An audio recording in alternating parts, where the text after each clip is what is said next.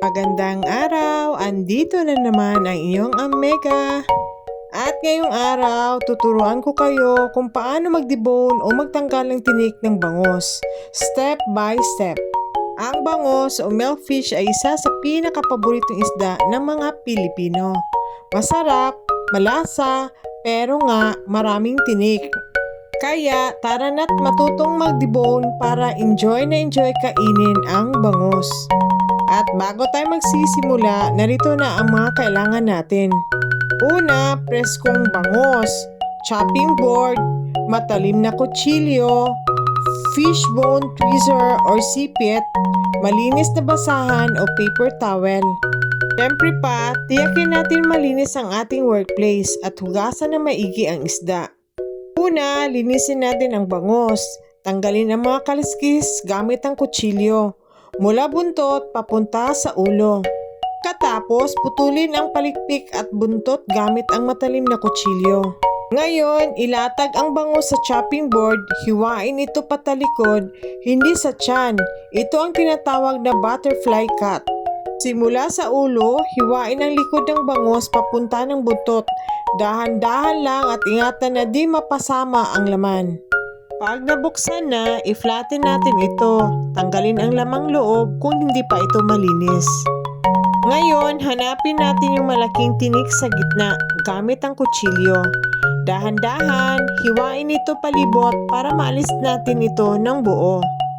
At pag natanggal na ang backbone, kita na natin ang mga maliliit na tinik sa gilid.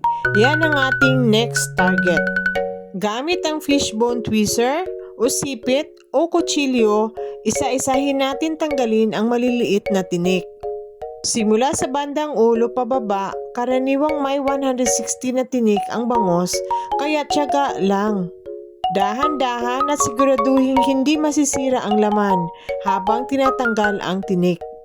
Kapag basa ang kamay o ang isda, mahirap pagsipit, kaya po pwedeng gumamit ng paper towel para hawakan ng maayos ang isda.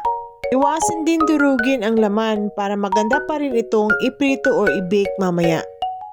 Pag natanggal na ang lahat ng tinik, i-check ulit ang paghagod ng daliri. Dapat malinis at walang matigas na part. At ayan na, tapos na nating i-debone ang bangos. Ready na ito for cooking. Pwedeng iprito, inihaw o kaya kilawin.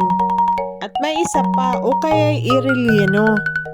Maraming salamat sa panunood.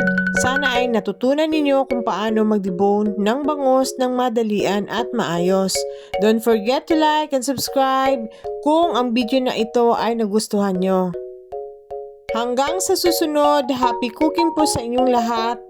At panoorin nyo pa po hanggang sa dulo dahil ito ay 3 isdang bangos ang debone namin.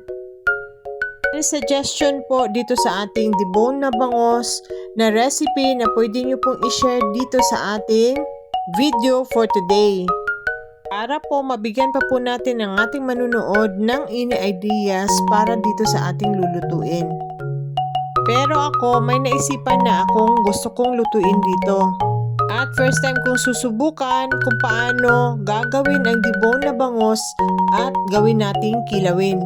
Abangan po sa aking next vlog kung paano natin gagawin yung aking naisipan na kilawin na bangos.